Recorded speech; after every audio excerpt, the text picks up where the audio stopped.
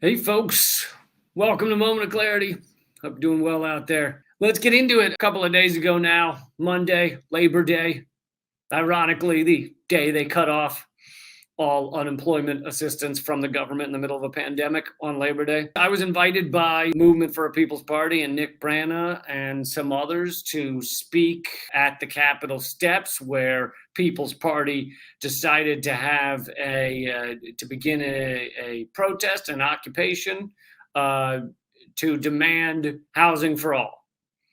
Now, you might recall that this was, or something similar was, it started by Cori Bush and then some others joined in, other members of the squad. And then by the end of it, you had fucking Chuck Schumer and Adam Schiff and all these goons showing up, showing their support for doing the opposite of what they were doing. And they ultimately achieved, they claimed, a 60-day extension on the moratorium that the Biden administration was going to allow the LAC to expire. And that only lasted a few days before the Supreme Court overturned it and said they couldn't do that. So the eviction had ended. The eviction moratorium, had ended.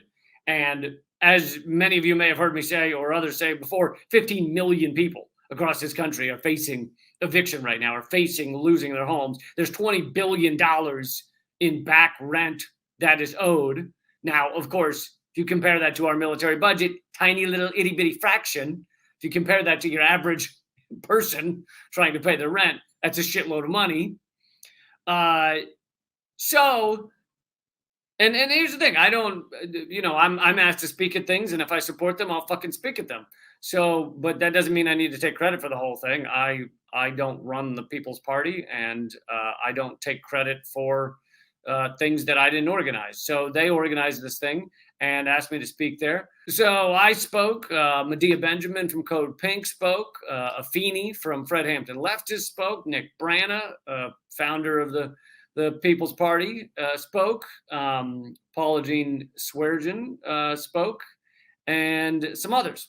And Jackson Hinkle was also a part of this. So we're out there doing the speaking. They're speaking, and I don't know what the numbers were. I'd say like 50 or 60 people there, which is about the same number that the squad had, at least on several of the days, several of the times that I was. I wasn't there several times, but I was there once to see what it was like, what the squad was doing on the Capitol steps. Stayed for several hours. And in that time, I saw about the same number of people there. So apparently, first of all, that's kind of funny that apparently the People's Party is able to attract the same number of people out to the Capitol steps as the squad, which has 80, I looked it up earlier, 80 gazillion Twitter followers. So apparently those two groups able to attract the same number of people out to the Capitol steps. Now, here's the thing. If you really loved, and I believe that some of what Cori Bush initially wanted was probably genuine. I could be wrong in that, but she was homeless once. I believe that maybe she had been genuine at the beginning of it to some degree. Who knows? But even if you wanted to believe that everything they did in that protest was perfect and legit, still what People's Party and Nick and Jackson Hinkle are trying to do in this protest pretty much align, right? Get housing for all. So why would the squad members or any of those other people that claim to have supported a fight for housing for all to stop the evictions, fucking Chuck Schumer, fucking Nancy Pelosi acted like she supported it by the end of it. She tweeted out, "Great job, Cori Bush." And if they all support that, then wouldn't they also support what People's Party and Nick and them are trying to do? Wouldn't they support stopping the evictions, getting housing for all in a country, one of the richest countries in the world? Wouldn't they support that? So why should they be so opposed? Even if you think that everything that was done in the first protest was awesome and legit, wouldn't you also support this one? Doesn't that, because they align, the interests align. It is the same thing they're trying to get. Although we found out at the end of the day that the squad only wanted a little moratorium, and they were like, "We're out of here, that's it." That didn't end up holding. And when it didn't end up holding, that moratorium against evictions, are they back out there? Did they say, oh, it turned out we did not get what we had demanded, so we're back? No, they're not back out there. Anyway, I want to show you where this ended up going. So the Capitol Police have this whole fucking slew of rules, and they throw them in there whenever they feel like it.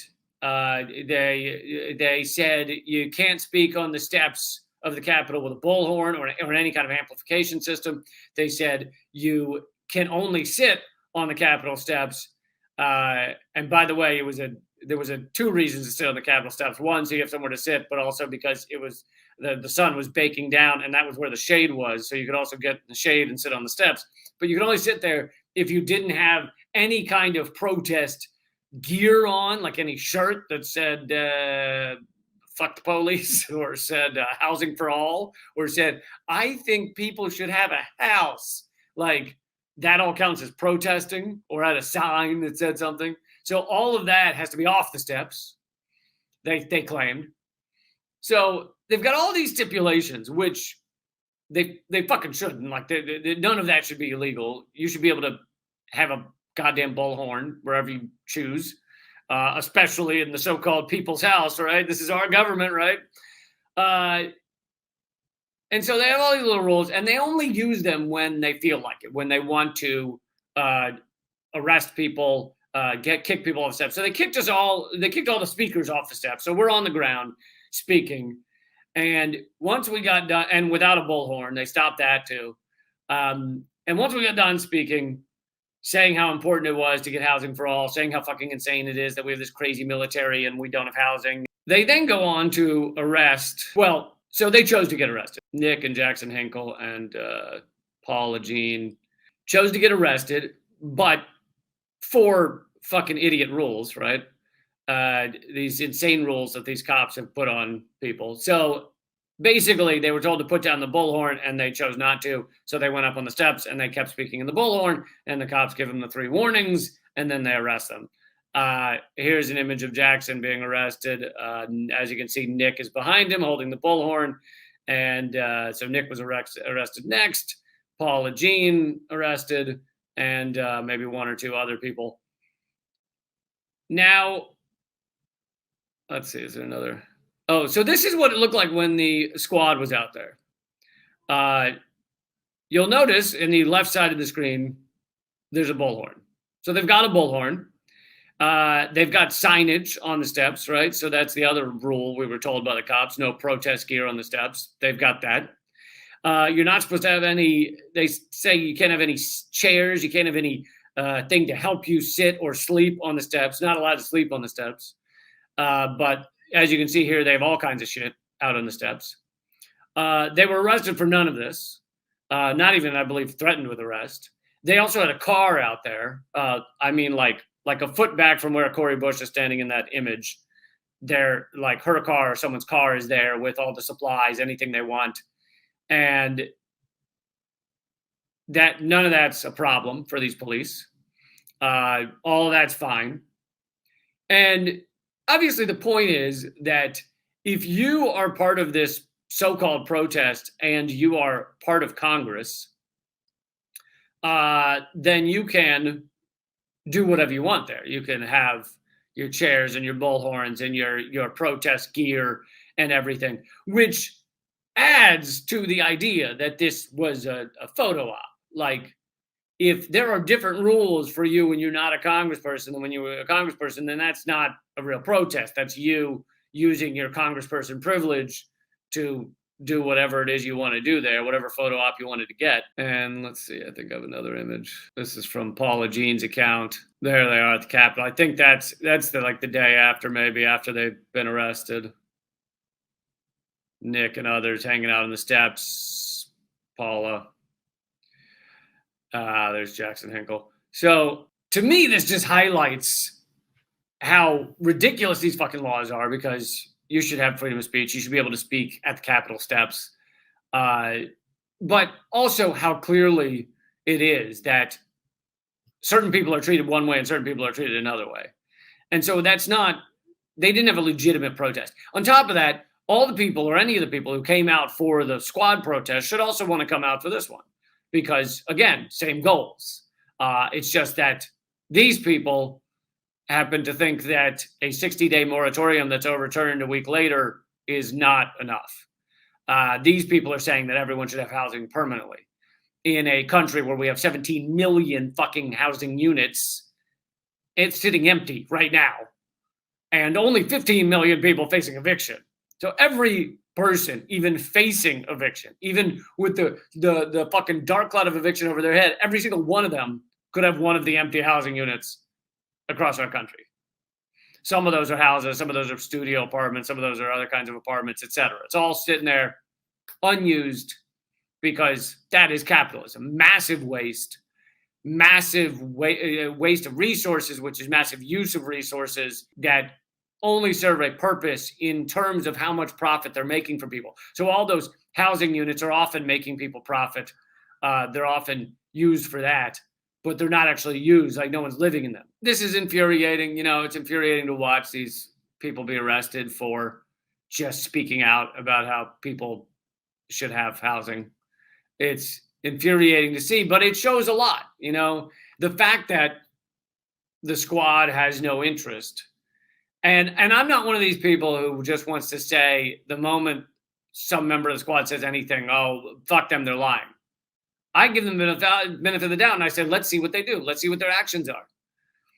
And that's not the benefit of the doubt. That's the benefit of waiting to see what the end point is, what the end goal is. That's not even the benefit of the doubt. That's just the benefit of, let's see if their actions actually mean something. And so if they did, they would be out there right now. Or at the very least, they'd be tweeting support for these folks. It's fucking insane to see people treated this way, arrested, thrown in jail for going up to Congress and saying, we should have housing for all. By the way, another thing that you didn't see in those photos is there were three. I'm sorry, I don't have the group name on me. Maybe we can put it on the screen there if we get it later. But 3 Indigenous women who had driven or come a long way to be there, who were very outspoken about, well, their shirts said "Stop Line 3" and about things like that, but also about what a shit show our government is, how imperialist it is, how much it's destroyed Indigenous lands, Indigenous rights, and the cops were very much harassing them because they did not like that at all. Uppity Indigenous women speaking loud, can't have that. So I don't think they got arrested. The whole time I was there, they didn't get arrested, but it was close. They wanted to arrest them for wearing shirts that said something protesty on the steps. And you'll notice how different this is from January 6th, where the people were escorted in many ways, or at least allowed in. We saw the cops, pull the barriers away and be like, yeah, head on in. But then on top of that, and even if so let's accept the argument that the cops were overwhelmed because they didn't prepare for it at all. And so that's why they opened the gates. They were like, we're fucked, let them in. Let's just say that for a second on January 6th. You can see video, you can go watch a video right now of the cops escorting them out after they were told to leave, or after whatever, that more cops showed up and told them to leave. Meaning, it was like, okay, you've come in, one person's been shot, you broke windows, destroyed shit, ransacked the place, and now let's help you out. Let's walk you outside, down the stairs. Meanwhile, so they can do that, and they're assisted in leaving, like a friendly assist. I don't mean the way a cop assists you in leaving. I mean like literally you can watch a cop hold an old woman's hand and help her down those same stairs. Then fast forward to now, you have, People's Party protesters out there not breaking shit, not breaking down the doors, not, saying they're going to kill anyone, just saying everyone should have housing, and they're arrested for holding a bullhorn. Do those things seem slightly different? Seem a little bit like hypocrisy there? And like I said, by the way, you can still help out in what they're doing there. Look up People's Party on Twitter, follow it there. You can share it. All right, keep fighting.